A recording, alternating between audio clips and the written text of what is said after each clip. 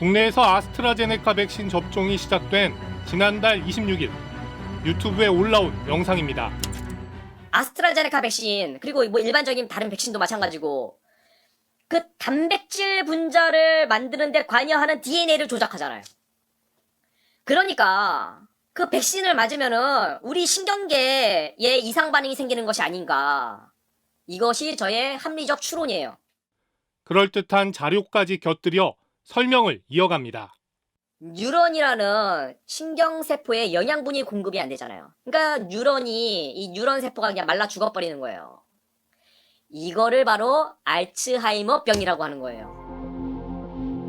아스트라제네카 백신이 인체 신경계에 영향을 미쳐 알츠하이머병, 그러니까 치매를 유발한다는 겁니다. 그러더니 황당무계한 음모론을 펴기 시작합니다. 문재인 씨가 치매 증상이 있다고 저는 확신합니다. 신경계 쪽에 유독 이상 반응을 보이기 때문에 치매 증상이 있는 사람이 맞으면 일반인들보다 훨씬 위험할 수가 있는 거예요. 그래서 문재인이가 치매 증상이 있으니까 이 아스트라제네카 백신을 안 맞으려는 게 아니냐. 저는 이렇게 생각이 되는 거예요. 사실은 백신을 접종한 이후에 그런 치매가 생긴다고 보고된 사례는 전혀 없는 상황이에요. 때문에 이거는 자꾸 이제 되게 어거지로 좀 끌어다 쓰는 그런 내용들이어서 가능성은 전혀 없는 그런 낭설에 불과합니다. 더 황당한 가짜 정보도 있습니다.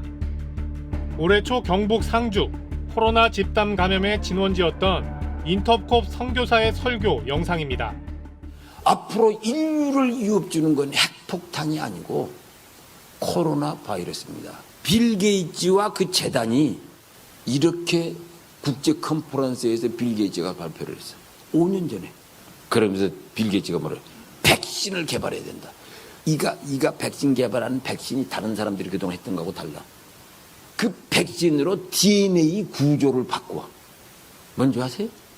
미국이 이라크 전에서 써먹던 실험했던 거. 백신을 맞으면 세계가 뭐가 돼? 그들의 노예가 됩니다.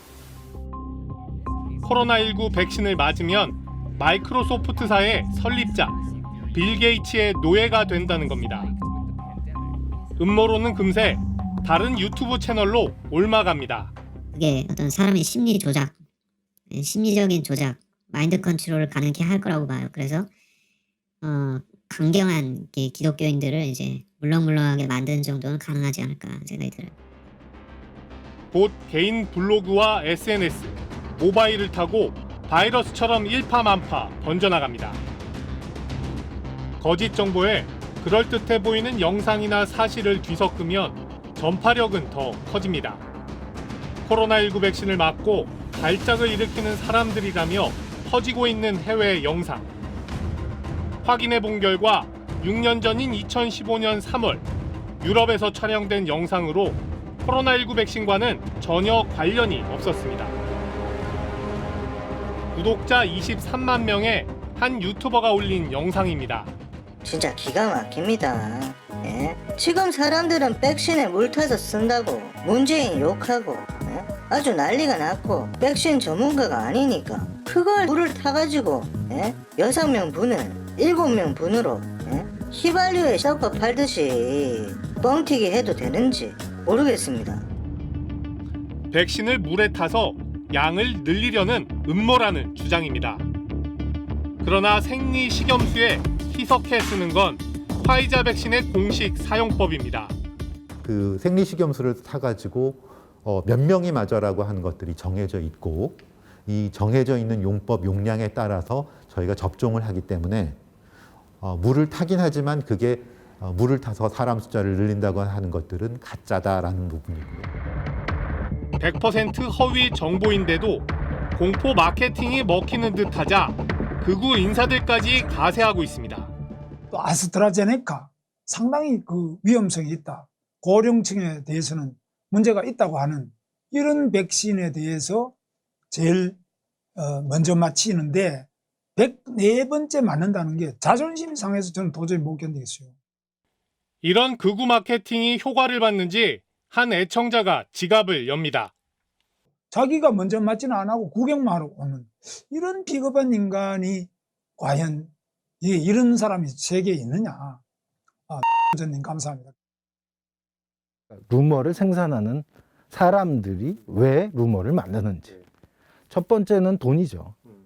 뭐 이를테면 뭐 클릭 장사, 그것을 통해서 돈을 벌고자 한다. 또 다른 하나는 권력이죠.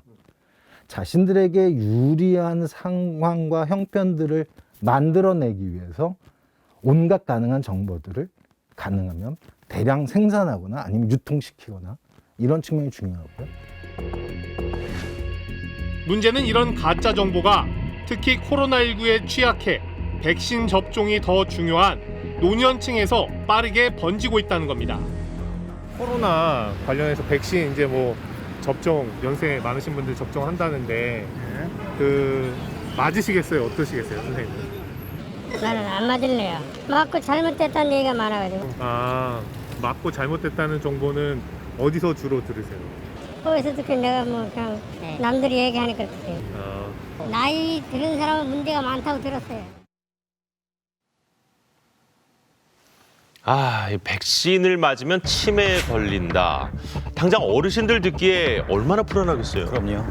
아무리 돈이 된다 그래도 알만한 정치권 인사까지 저러는 건 참 말문이 막힙니다. 네, 사실 모두가 불안한 상황이다 보니까 시민들은 저런 자극적인 정보에 더 민감하게 반응하고 있다는 게 전문가들의 분석입니다. 그러니까요. 이럴 때일수록 시민들에게 믿을 수 있는 정보를 제공하고 혼란을 줄이는 일, 이게 바로 언론의 역할 아니겠습니까? 네, 맞습니다. 그런데 현실은 그렇지 않았습니다.